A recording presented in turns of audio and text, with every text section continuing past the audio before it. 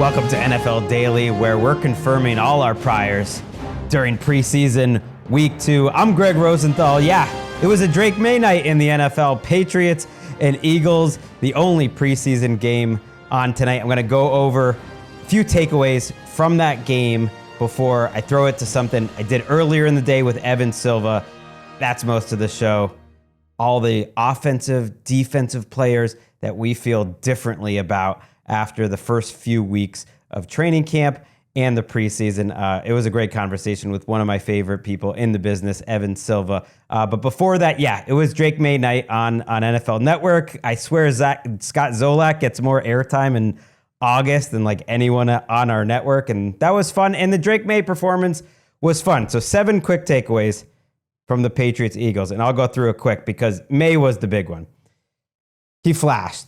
There were moments. There were probably not enough sustained moments for him to truly push Jacoby Brissett like he could have, because there was an opportunity there. Jacoby Brissett left the door open for this quarterback competition to become more of a competition. We'll get to Jacoby in a second, but I don't think Maye was consistent enough. But there were moments. First drive, field goal drive. Had a nice in-breaker on a 3rd and 10 where he gets to a secondary read. Brian Hoyer on the broadcast pointed out this was a play he feel like he got wrong, taking the shorter route during their joint practices. He gets it right in the game. A lot of heat. Beautiful pass over the middle. Love it. Was changing plays a lot. He gets a touchdown drive in his second drive, and that's after Brissett gets no points in 3 drives, and that touchdown drive features Drake Maye's athleticism on a read option touchdown. Big 3rd down for this Patriots offense to try to get the big ball.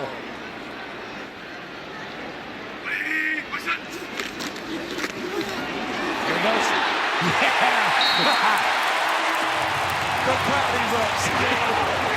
It's got to get you feeling good. A little confidence. First NFL touchdown drive for Drake Maye.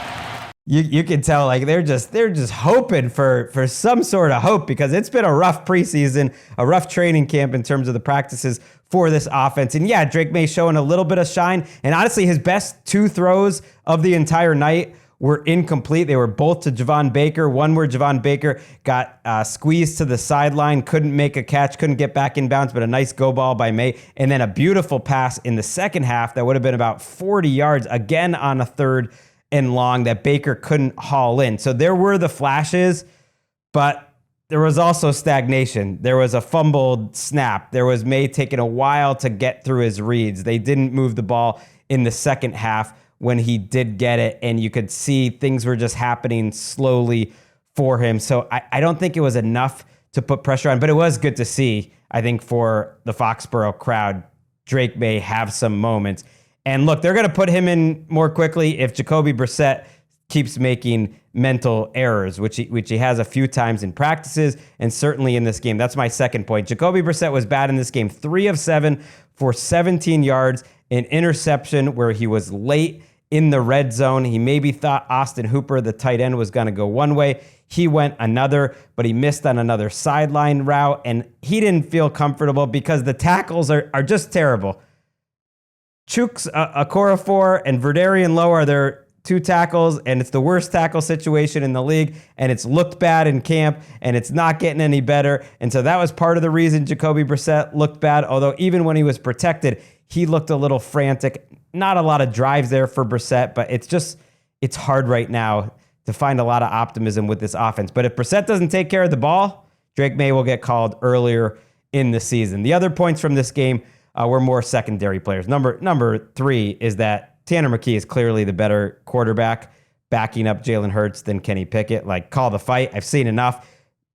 Tanner McKee probably had most of the best throws of the night. Drake Maye had a couple. Tanner McKee had even more of these outbreaking routes early in the game. Late, he led a late comeback. It was 14-13, and they weren't easy throws. And Kenny Pickett just looks totally lost. They gave up a decent draft pick to move up to get Kenny Pickett. They moved back in the draft to get Kenny Pickett. 19 dropbacks, 49 yards. He averaged under 1 yard in terms of air yards per completion in this game. Just kind of a disaster for Kenny Pickett. That backs up what everyone has been seeing at practice. It backed up the last preseason game. I think this has to be Tanner McKee's job. Beyond that, for the Eagles, I thought it was nice. Bryce Huff had a good night. He's their big ticket pass rusher who's reportedly had a pretty quiet camp. It was interesting. He was the only starter of the defensive linemen that were out there. That shows they're looking for a little more from him. And he had a great night in the couple series that he played. The Eagles lost one of their key rotational guards, probably their top backup, Tyler Steen. That's going to mean that Mekhi Becton is getting that starting job. Interesting reclamation project. Becton, former top 10 pick, now a starting guard for the Eagles. He was a tackle for the Jets. For the Patriots, all eyes were also on their pass rush after they got rid of Matthew Judon. I realized, when we talked about that trade, I didn't talk about who's still there for the Patriots. They have enough edge rushers. Keon White is a player. Josh Uche comes in on third downs. He can get you off the spot. Dietrich Wise has been around there for a while. Anthony Jennings was pretty active in this game. And even Raekwon McMillan, who's a linebacker, played some edge. The Patriots don't have problems on defense. They need Christian Barmore to get on the field, and that might not happen because of these blood clots. But I think they could afford to give up Matthew Judon. I think that trade ultimately made sense for both sides, especially because that's an area of strength. There's just not many areas of strength on the offense. They have a lot of receivers, but none of them have really stepped up, and they didn't play the rookies, Jalen Polk and then Javon Baker, with the starters very often. Polk took a while to come in. He did make a couple of plays, so that was good to see. All right, those are my 7 points from Patriots-Eagles. Probably too many. One last item of news that we didn't hit with Evan later in the show is that Justin Simmons is officially an Atlanta Falcon, so they have gone big on signing veteran defensive players. Justin Simmons, who was last with the Broncos, and then, of course, trading for Matthew Judon. Supposedly, they're not going to give Judon any more money. They gave Simmons a lot of money, $7.5 million, which is a lot this late in free agency. He is a quality safety, and suddenly that defense, which I had so many questions about, I have fewer questions now. I think it's still thin at a few positions. Cornerback, certainly linebacker. They're still thin at edge, even with Judon, but they look a lot better than they did a couple days ago. And if you want to tell me they're the favorites in the NFC South, I get it now, because that defensive talent added to Raheem Morris's coaching, the Falcons are going for it this year. They realize Kirk Cousins in this window, they got to try to win now. You give that much money to Kirk Cousins, even though you have Penix there, like, it's a win now season, and they are acting like it. I like those moves for the Falcons. I also like this conversation coming up with Silva. And yeah, this is week 6 of NFL Daily. Appreciate you guys listening. Let's listen to my conversation with Evan Silva. Back on NFL Daily. So excited to be welcoming in my next guest. One of the GOATs in the fantasy industry. He built Roto-World brick by brick. That's right. He was there. But now he's truly established the run brick by brick, and he's making those bricks. It's Evan Silva. He's a business owner. Greg, thanks so much for having me on. I was telling you on text, it's to the point with NFL Daily where I don't miss a show ever. I mean, you've really put together. I mean, you're a builder. That's what you are at your core. You're a builder. You've built so many awesome things, and you're building this. And I don't miss an NFL Daily podcast ever. It's an excellent show already, and you guys you just started it. I appreciate you. You're going to make me feel uncomfortable, and I don't want to spend too much time with what the Brits would call faff here at the top of the show. Because if I know something about Evan Silva, he likes when guests get to the point. He likes the information getting out there. That's why people love him. But yeah, I'm actually considering bringing you on as a consulting producer, Silva, because you had so many good items of feedback of who's a good guest, who's not, stuff like that. Keep that to yourself. I know I just shut Evan Silva up, which is hard to do. This is a paid job, right? Would be a paid job? That would be, yes. Okay. We're looking into it. But yeah, I'm really excited to have Evan on this show. It is fantasy football season, but Silva's just a great football mind in general. And what we're going to do today, most of them is going to have fantasy football implications. Absolutely. So, some may not, but it doesn't matter. It all is good info. It's going to be players, especially, but if you want to throw teams in there that we feel differently about, good and bad, since the beginning of training camp. So people that we've changed our minds or we've adjusted what we felt about since the beginning of training camp. I'm going to start off just because we're taping this Thursday and there was one big item of news on Thursday and I did want to hit it. So I'm more down on the Bills defense right now than I was going into Thursday because Matt Milano tore his biceps. And so that's just an item I did want to get into the show. You talked about building Silva. I mean, that's what we ultimately came up with in RotoWorld. We love trying to analyze this news. And it's funny, Joe Basaglia, who's one of the best beat writers in the business for The Athletic, wrote a piece recently of the most irreplaceable Bills on the entire roster. And he said Milano would have been number 2 if Milano actually looked quite as spry and quick in camp as he usually did. And he wasn't seeing that yet. And he was still in the top 5. But man, this is a guy that's going to be really hard to replace. And someone I think of Chris Wesseling when I think Matt Milano, because he was such a Wes favorite. Wes was so good at spotting guys. He really loved rangy linebackers.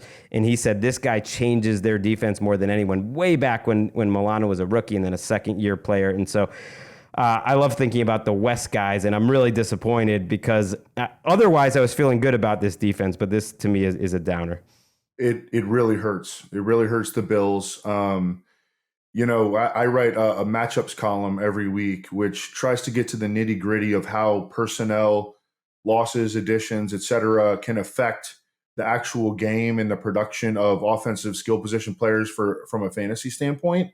And Matt Milano affects it for tight ends in particular, because the Bills would often use Matt Milano in man coverage against tight ends. All of a sudden, the Bills are a team to attack with opposing tight ends, and that's going to hurt up the seam.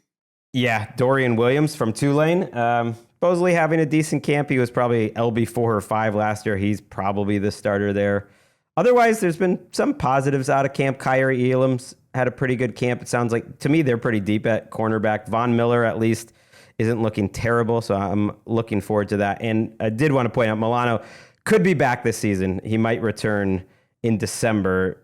With a torn biceps, you have a chance. And maybe that gives him time to keep rehabbing the leg and get faster there. So that's a positive. And let's go to Silva. Let's go to the big man.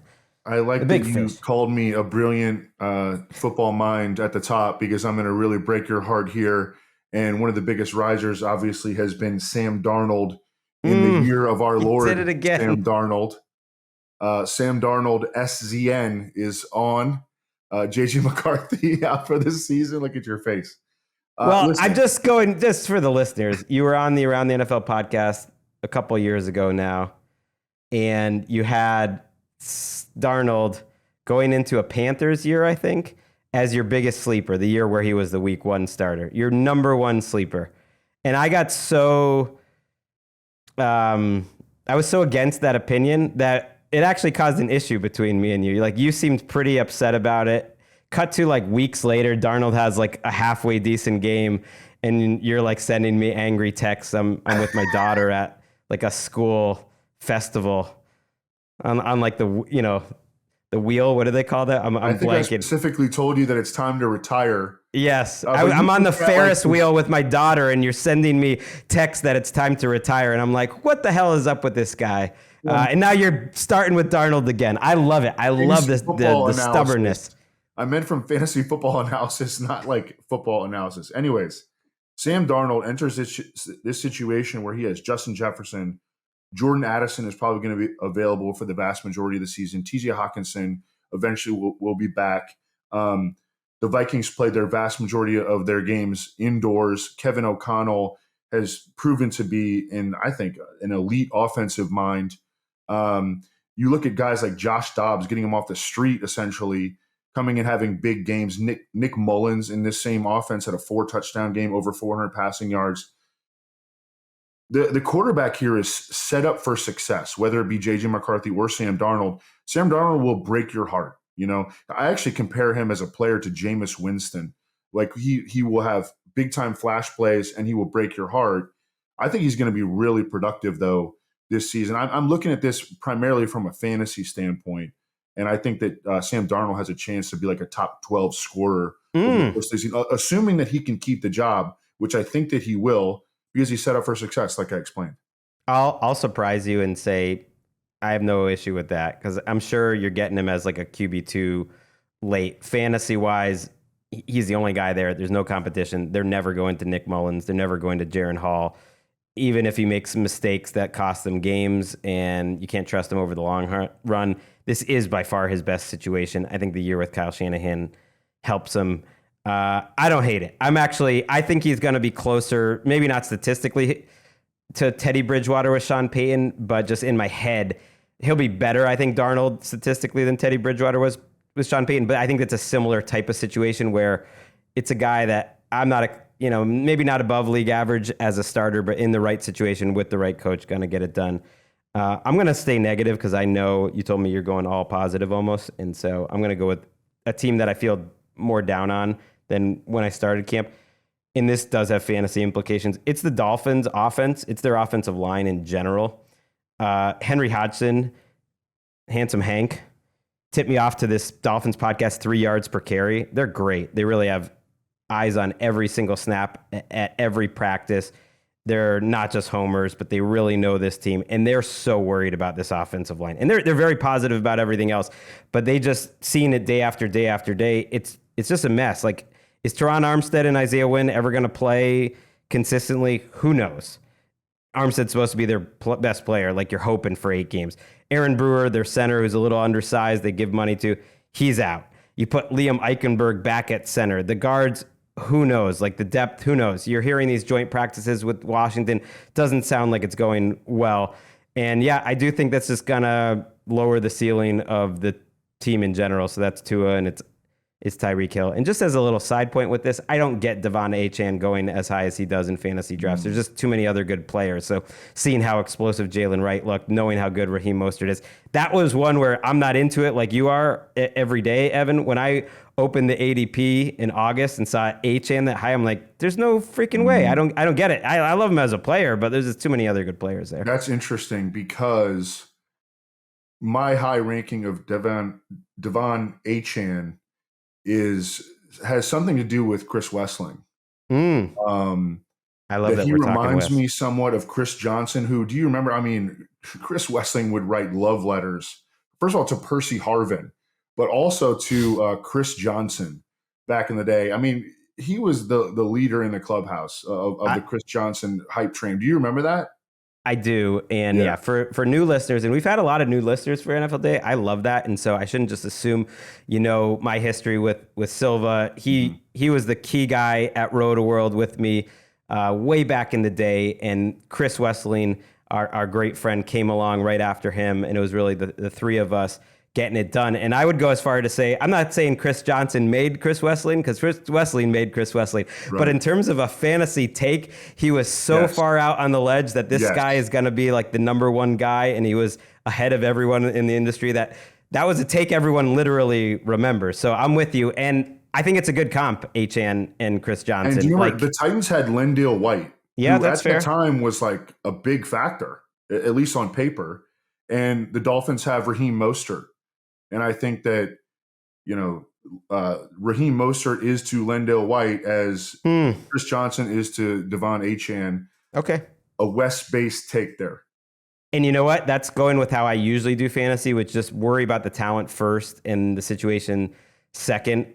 I'm just worried about the situation, like I said, with the offensive line. And also, I think this Jalen Wright kid looks really could be a problem. He's really talented. All right, give me another you like. Javonte Williams. So I went into training camp. Well, I really like Audric Estime. Watched him a ton at Notre Dame.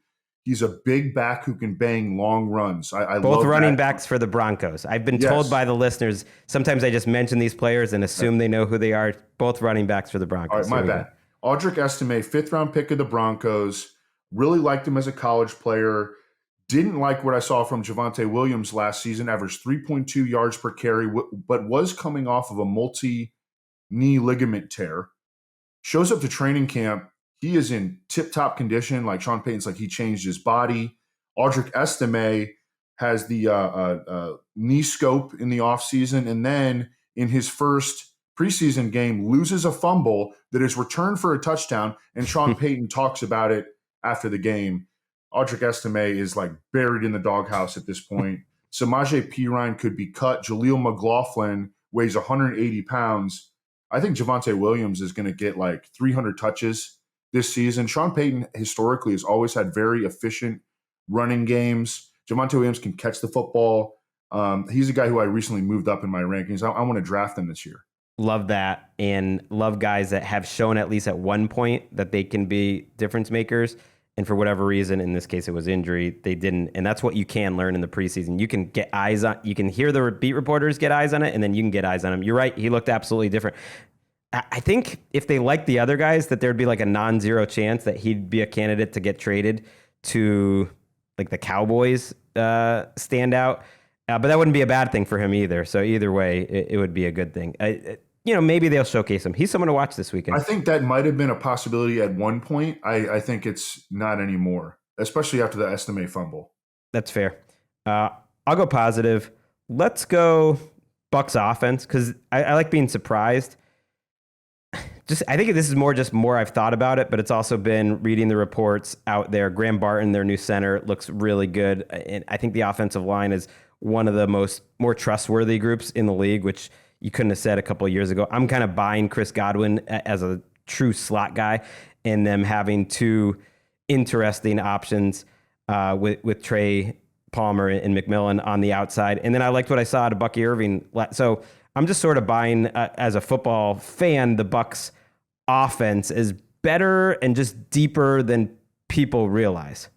Yeah, I feel like the general consensus is that the Bucs are probably going to regress after they exceeded expectations last season.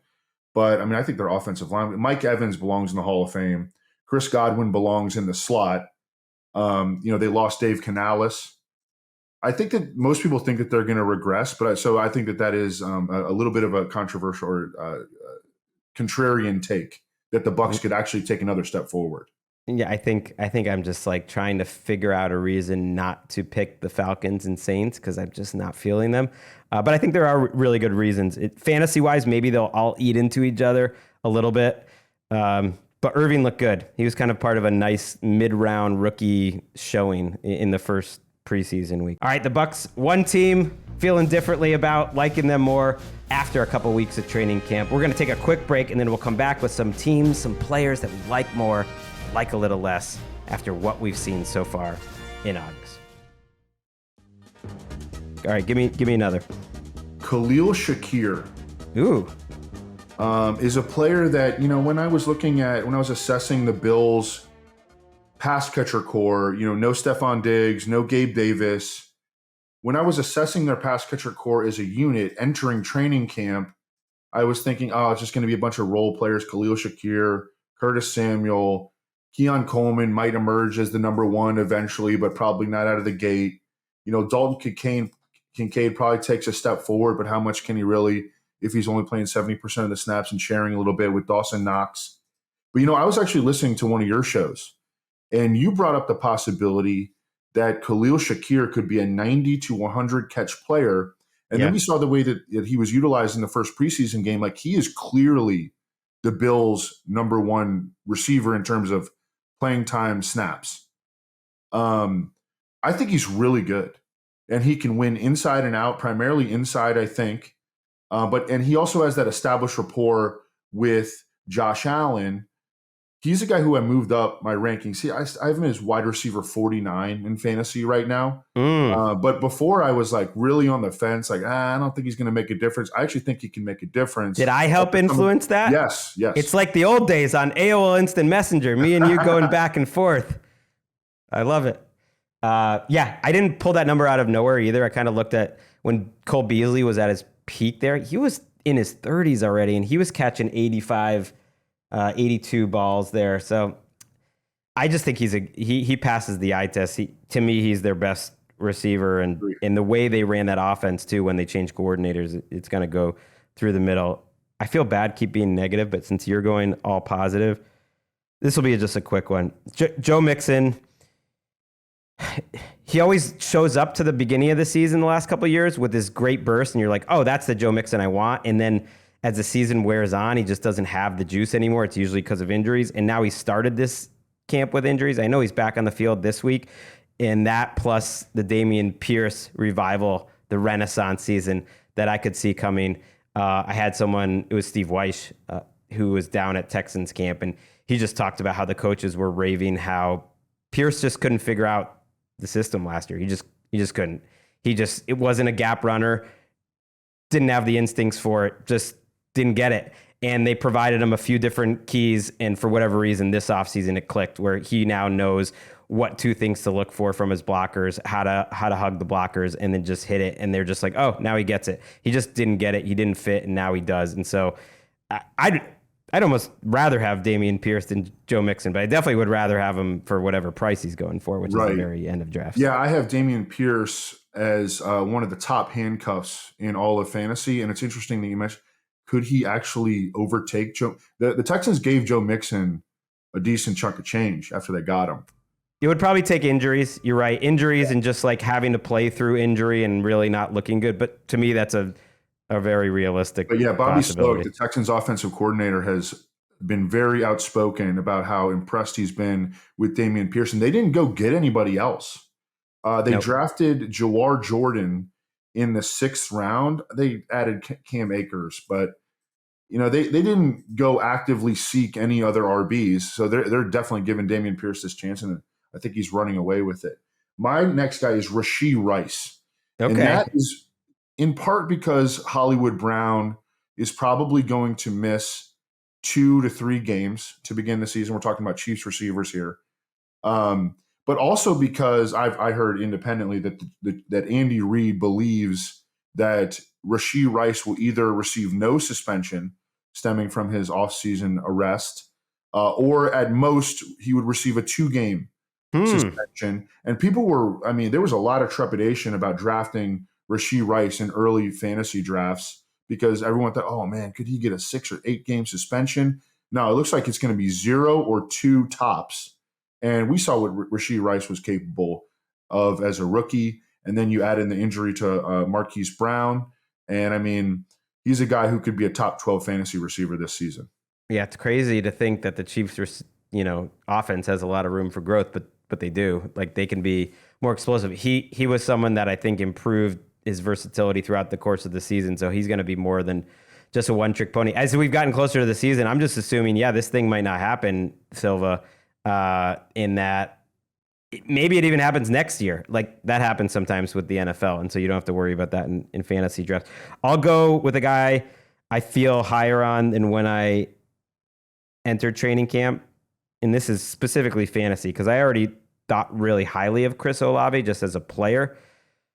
But being down there at training camp, talking to some people around the team, hearing from Olave himself, I don't think he's satisfied with where he is in the NFL pecking order. I think he knows where he's viewed, and I think he believes that he should be a elite tier wide receiver, and that's great. A lot of receivers say that, but he has a more chill attitude. If you ever hear him talk and just how he operates, and the team and people around him there have noticed this year, all right, he's come out with the idea of being a little more physical, a little bit more of a dog, a little more vocal, and a little bit more of like, hey, I'm the one here. I'm the alpha. And you can say, oh, the Saints offense isn't going to be great. It might not be, but I like Clint Kubiak better than I like their old offensive coordinator. And more than anything, he is the one. Rashid Shaheed is probably a 3, masquerading as a 2, a really good player. And then there's a cliff beyond that. Yep. So the opportunity is there for Olave to get 1,600 yards and to be like the wide receiver 3 in fantasy. I'm not saying he'd get there, but I think there's a path to that. So he's someone I would want in any fantasy draft. Yeah, I have him 13th overall, and I've received some criticism for ranking him that high in an offense that might have some dysfunctions, but there are big concerns on the offensive line. Trevor Penning, you could block better than Trevor Penning, Greg. This guy is worthless out there. Now, you could maybe, for people that don't know, I didn't meet Evan Silva for many years, and this is a large man. And when I finally met him in Chicago, I realized, man, I would not have been as hard on him about his... First time I met you was in New York, man. Oh, I always think it was in Chicago. Oh, yeah, you came in for the summit. That's right. I think of another time when I saw you at a bar in Chicago. But yeah, the first time I met you and I realized you're a towering figure, and I'm what one woman called petite, and I was like, you don't call a man petite, but I am. I'm rather petite, and you're You're a big dude. You could play tackle. You probably did back then. We had Matt Harmon on our podcast, of reception perception fame, probably the best wide receiver analyst in media. And one thing he noted is that under Pete Carmichael, the Saints' old offensive coordinator, not a lot of layup, high percentage, easy routes for Chris Olave. True. Clint Kubiak comes from that Kubiak, Shanahan school, a lot of layup stuff, a lot of run after catch opportunities. So we think that Chris Olave, not only are his targets going to be up there because of all the reasons that you mentioned, there's nobody else good to throw to, but he's going to get more high percentage stuff. And I think he could absolutely explode. I think he could lead the NFL in receiving yards. Yep, I think he's got a chance, and that's why 13 to me is even too low, but I get it. You got to play the consensus. You got to play the averages. It's also why I think Alvin Kamara, as long as he stays healthy, I think they'll at least take the layups with the screen game for him, and that he'll just be at least better than he was. All right, give me another one. Alvin Kamara is a guy who's 29 years old. He's lost efficiency lately, and people have been scared to draft him, but he's going to get the ball so much. Like, it's going to offset. I think he can catch 90 passes this season. My last guy is Colby Parkinson. Whoa, like that. Who the Rams gave quietly a 3-year, $23 million deal. They did not play him in their first preseason game. He's like locked in. The way that the Rams play is they play 3 receivers and 1 tight end, like all the time. So their 1 tight end winds up playing like 85, 90% of the snaps. Colby Parkinson is going to be out there a ton. He's 6'7". I don't know if you remember seeing him a little bit with the Seahawks. Also, he can block. So they're going to trust him to be out there a ton. But if you remember watching him when he was like sort of like a rotating tight end with Seattle, he would stand out, first of all, because he's got like long blonde hair, but also because he's a striking man. I saw him at camp a couple of weeks ago. Those tight ends, in general, I would say tight ends and defensive ends are the most striking in person, but a lean, big tight end, they are striking. They're striking humans. You're like, how is that the same species as myself? So in fantasy football, when you get to tight end like 9 through 25, it's all determined by touchdowns. It just all comes down to touchdowns. Nobody's catching 90 passes in that range. I don't think Colby Parkinson is going to catch any more than 55 passes, but I think he could score like 7 to 9 touchdowns and wind up as a top, sneaky top 10, top 12 fantasy tight end. I like it. It's out on the ledge. I think they could play more 2 tight ends this year just because of how the league's going, but he's going to be one of those 2 tight ends and still have opportunities. Davis Allen is a guy I'm keeping an eye on. Just that's more real football than fantasy, but he passes the eye test as a guy who could catch some passes there. I like that one. And I like whenever I get a little too, off topic, Silva, you just bring me right back. You're all business. Keep you on task, Greg. That's why I love this man, Evan Silva. I'm gonna throw out just a handful of ones, and you can respond. We'll go speed round. You mentioned Rams, Blake Corum. I just don't see the gap between him and Kyren Williams. I don't think it's gonna be that big of a gap. People I think are sleeping on that fantasy wise. Yeah, I mean that's a big conundrum. Where to rank Kyren Williams. I mean, you could theoretically, if you weren't worried about Blake Corum, you could rank Kyren Williams as a borderline first-round pick. Sure, but you should absolutely be worried. I wouldn't be. Right. I think in their perfect world, they would be close to a split. It's just about Corum being good enough because they just want to keep Kyren healthy, and those 2 guys are so similar. So just fantasy-wise, I'm high on Corum, a little down on Kyren this year. And then the last ones I'm higher on, and this is just more I'm buying what Ryan Grubb is selling, is DK kind of finally having that season we've fantasy-wise have always wanted. And then Ken Walker too, just because I think the run blocking is going to be a little more cohesive. So I'm buying what Grubb is selling. I like that they signed Connor Williams. I think that could be a really underrated signing because their interior offensive line was going to be problematic. And Connor Williams was one of the best centers in the league before he got hurt last season.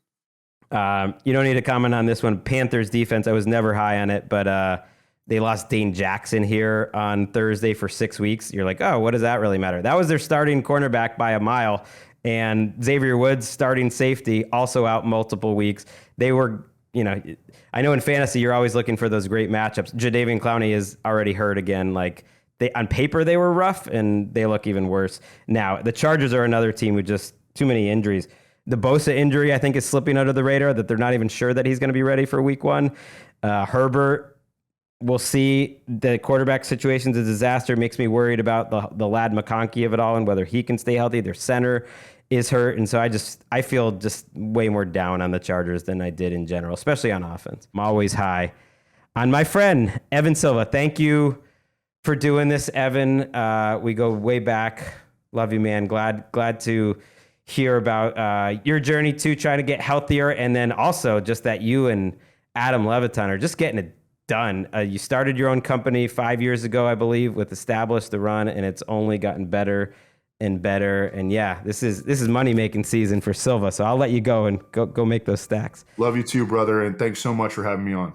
All right. Appreciate you, Evan. And yeah, that's it for this week. What a fun week on NFL Daily. I'm really excited about next week. We have great shows lined up throughout the course of the week. Couple surprises, but we will hit your feed Monday morning. Me and Nick Shook recapping all of the second week of the preseason. Until then, we'll see you next time.